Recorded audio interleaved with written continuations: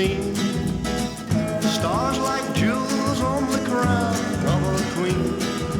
But the only sign I want of you is that wonderful picture of you on a streetcar. Hello everybody, welcome to the Record Cafe. For those not familiar with what's happening now, it's karaoke time and we've got Dr. David Pendleton doing the Bronskibby classic Small Town Boy.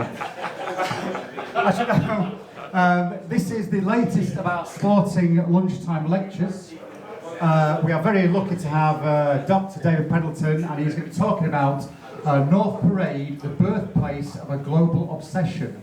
Football collectors' cards. This is what I'm particularly looking forward to. But without any further ado, please welcome Dr. David Pendleton.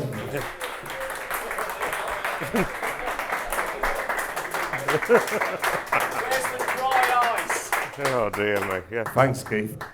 Of course, I normally have to introduce these talks, but getting academics and people to talk the first one of the season is always really, really difficult. So I always have one talk in the bag, just in case somebody doesn't turn up on the day. So this is like bringing two substitutes on after 20 minutes because things have gone badly wrong. So fingers crossed we don't end up losing any more speakers and have to think of something at the last minute.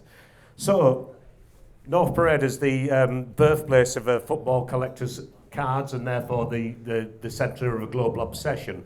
It's a bit of a bold statement because collector's cards were started in America in the 1860s with baseball. However, football cards, as we know them today, were invented in Bradford by John Baines, who had a shop at number 15 North Parade. So therefore, I think I can draw a line between the two and say that North Parade is the birthplace of football collectors' cards and therefore a global craze. A few of you remember a few years ago, 10 years ago, at the Sparrow, we did a little exhibition, a mini exhibition about Baines of Bradford, and we found one of the boards. So it's like a show and tell thing. So if you want to come and read about it later, you can do. So football collectors' cards, let me just go backwards a bit. You had to really think about this because they cost half a pence each way back when, and that was an entire week's pocket money for a child. And there were lots of other things that you could buy with that half pence. So you had to think about it. It's a very, very strong thing to think about. Are you going to blaze your entire week's pocket money on a football card? Because there were alternatives. And the alternatives were, of course, the penny tray or half penny tray or 2 penny tray, depending how old you are. But the thing about the penny tray, of course, is unless you had an iron will, within minutes, all this lot could disappear, couldn't it? Your Parma violets, your sherbet dips, they could be gone in a sugar rush of moments and away they'd go. But it must have been awfully tempting. So there were other things for kids to think about, to spend on. We've all done this, haven't we, when we were younger. But a football card, of course, was something physical. It's something you could take home, you could collect. And if you got one of the really rare ones, then that was it was a big deal, wasn't it? It'd give you, amongst your friends, you had a bit of status because you had one of the rare cards. But usually, of course, when you tore the card open, one of the familiar faces would pull out and you think, oh, here we go again. Not Jeff Astle again, for example. I wonder why I've picked Jeff Astle, by the way. Anybody? He scored the goal. Yes, he scored a goal that denied Leeds the league championship. For some reason, he caught my eye. I don't know why. And of course, collector's cards have come into the modern age. It's still an ongoing obsession. Panini are obviously still going. They're all called things like Adrenaline XL now and things like, these really exciting titles. But collector's cards are still a thing all these years later. And so it's interesting that the obsession has kept going even in this digital age. But football cards are as old as the game itself. This is 1880s Bradford. So to put this into some sort of context, John Baines started at 68 Carlisle Road at Manningham, which is just half a mile behind us, basically. 68 Carlisle Road was directly alongside Manningham Football Club's home ground. Manningham Football Club, and I'm getting to the football thing, the Victorians called anything that was rugby, it could be rugby union, what became the rugby league, or association football, they would call it football. So you would see this all the time. So they're all called football clubs, but they're playing rugby. But it really makes no difference to what happens. So John Baines starts his collector's cards directly alongside Manningham's ground. I don't think this is a coincidence at all. And his business grows with the rugby club.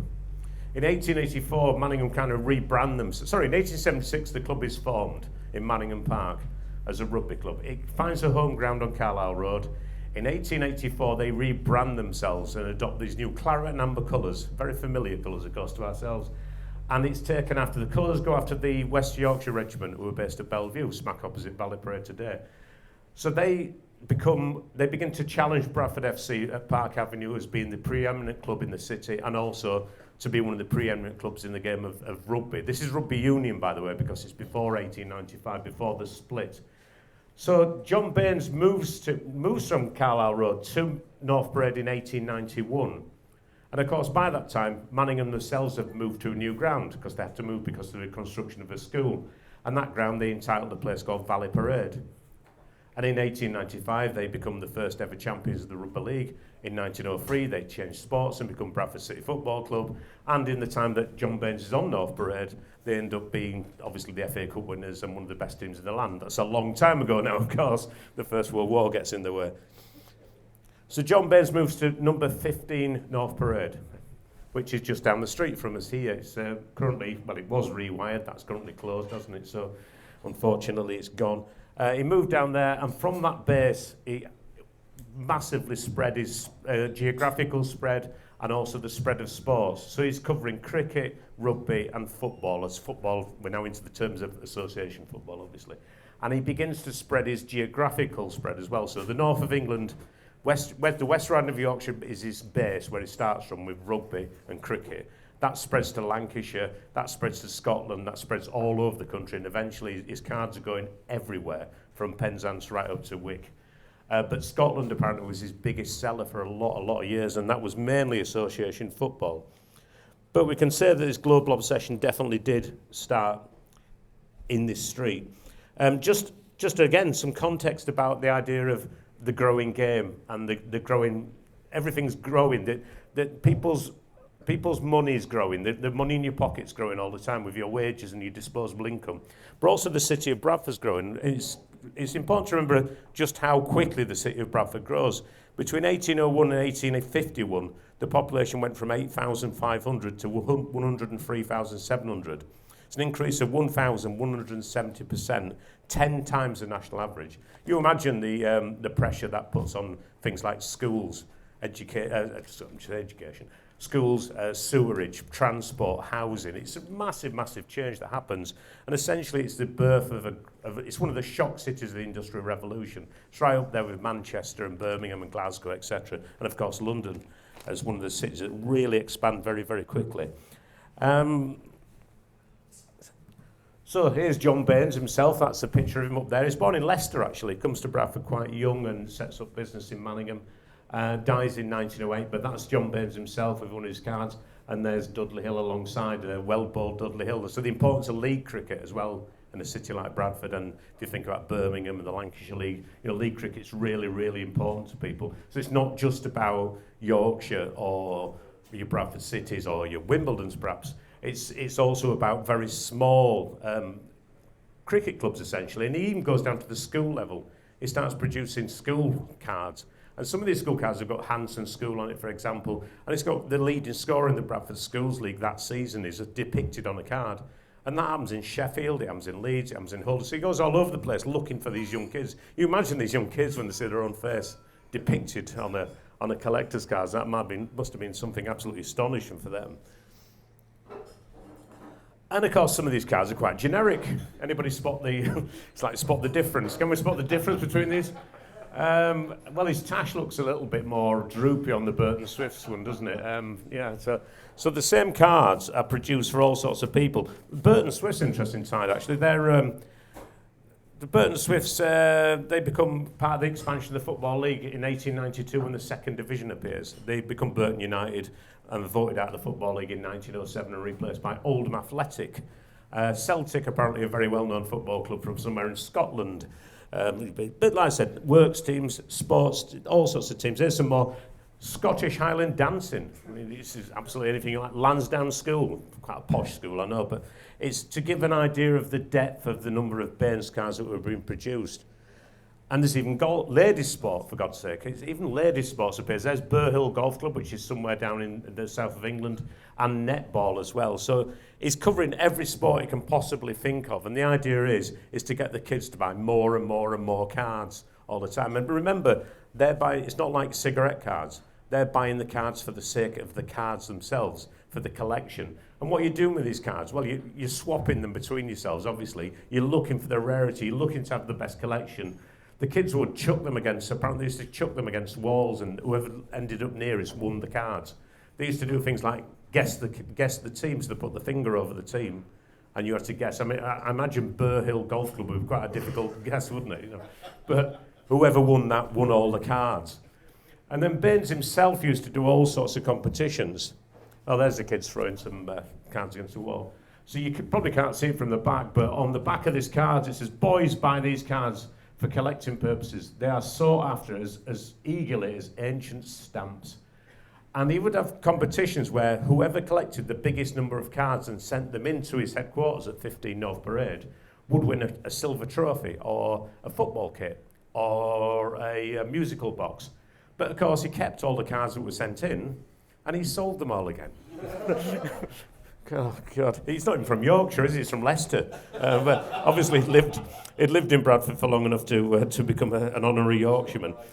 But adults also collected these cards. There are reports when Bradford FC, i.e. the rugby club in 1884, so it's rugby union, when they were in the Yorkshire Cup over at Leeds and come back to Bradford on the evening, they're met at what is now Foster Square Station, and people are wearing Baines cards in their hat bands.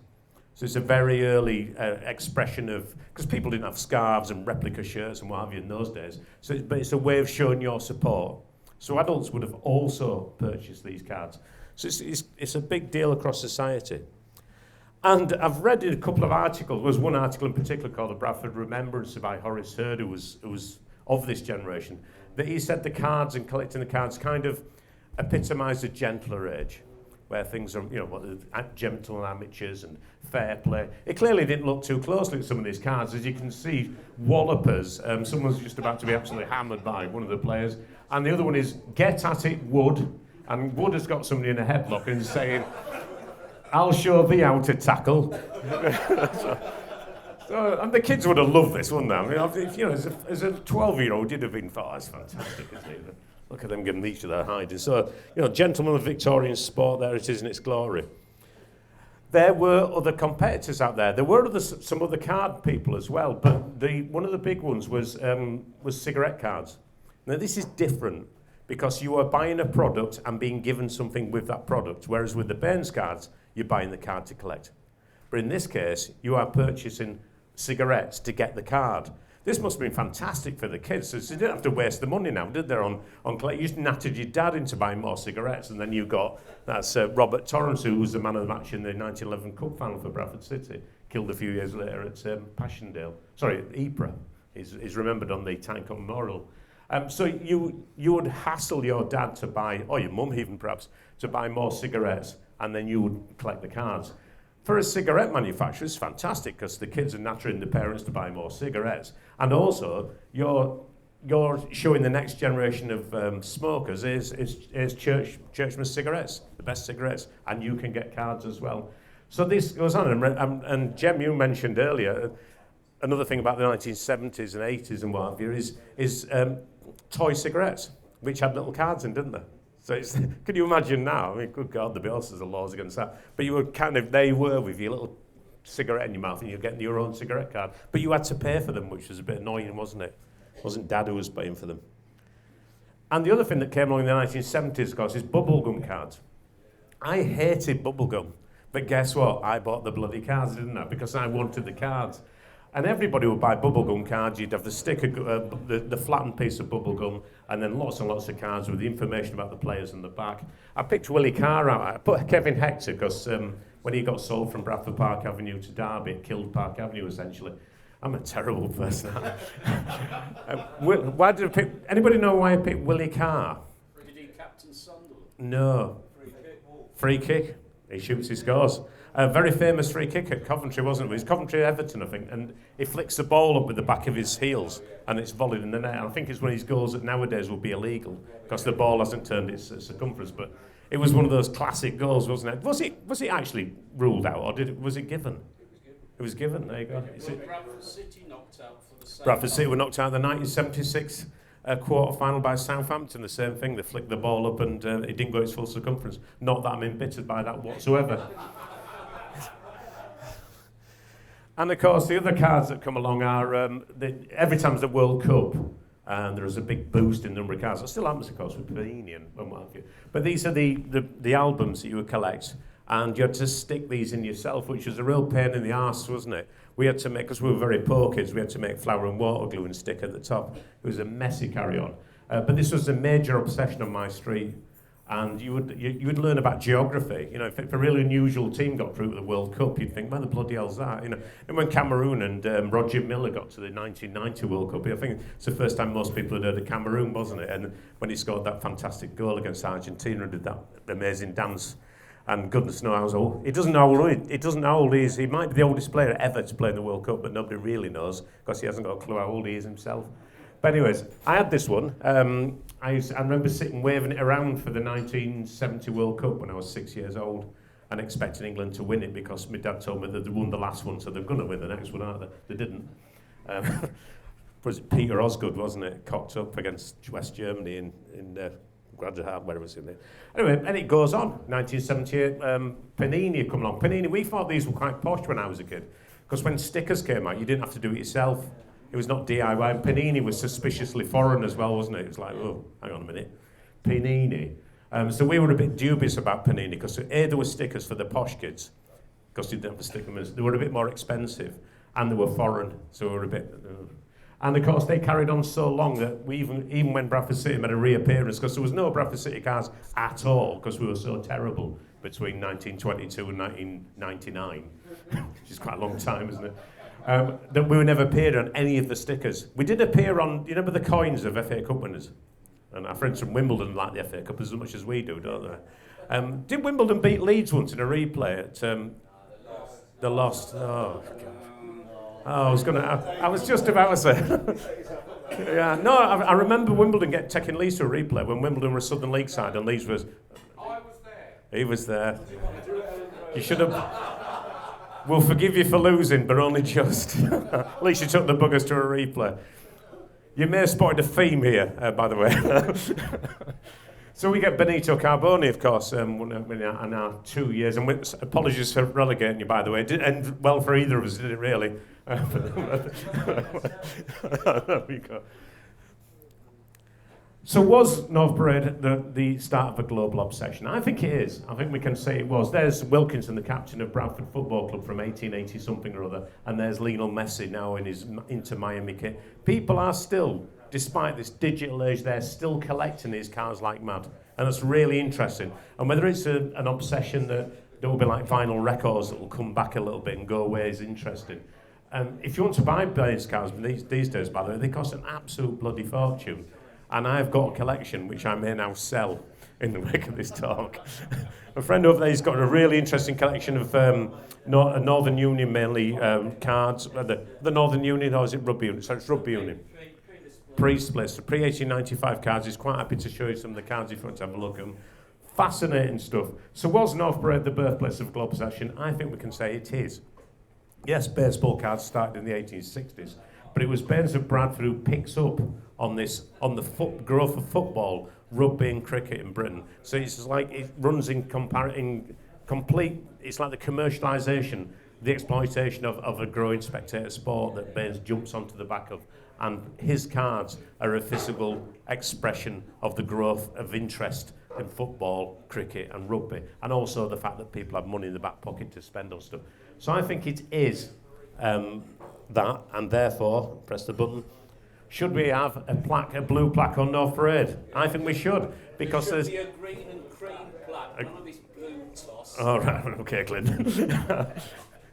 There is a blue plaque on the headquarters of Subbuteo down in Tunbridge Wells. So why shouldn't there be a blue plaque in Bradford to say that this this street here was at the epicentre of a global sporting obsession. Sad to report, John Baines dies in 1908, by the way, and his sons take over. The company's sold on to a Barnsley concern. They do 13.5 million collector's cards in the 1920s, and then it's sold, and it sort of folds. I think the cigarette card thing takes over. John Baines himself is buried at Scolmore Cemetery. My brother recently sent me some pictures of his grave. I didn't have time to put them on this presentation, and it's a real shame because it's a mess. It's been knocked over, and I think something ought to be done about it because he is an important figure, as I hope I've shown to you. And that's it. Thank you very much. Any questions about this, I suppose, is the next thing. Mick? In a lot of these cards, you see play up and then the team name. And what days play up means misbehavish. Do we know where the original play up came from? I think it's from. I don't know the answer to that, but I'll riff it. I think it's from amateurism, is it? Play up, play the game. That's where it comes from. It's from the poem, isn't it? Play up and play the game. It's about this. I can't remember the poem itself, but that's what so it's about sportsmanship. Like you say, if we play up today, you're playing up because you've gone down when he felt the contact, he had every right to go down. That's kind of playing up, isn't it? So yeah, that comes from there. Yeah. So. Okay, if we've done, our next talk is Paul. Where is he? Where are you, Paul? Hello, Paul. Paul Norcross is going to speak about German philosophers and football, believe it or not. I pointed out to Paul recently that if you go down North Parade today and go to Rawson Square, there is there's a head sticking out of the wall high up, and that is Schiller, a German philosopher. And the Schillerian Club used to be there, which was the German warehousemen who had their warehouses on Piccadilly before they developed Little Germany on the other side of the city. And Schiller apparently was very big on the idea of play in society and play in adult society. So we immediately drew that line between that and sport and football. So Paul has been lumbered with that one. Good luck, Paul. Is it? I can't remember the date of it. Is it 20-something of October? 19th, Saturday the 19th of October. We're at home to Gillingham.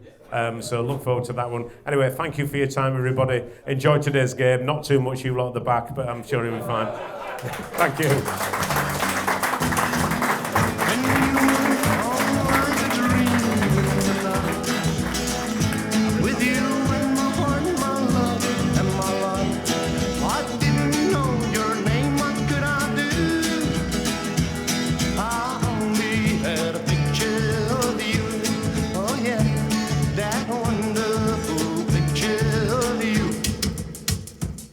I'm a little with a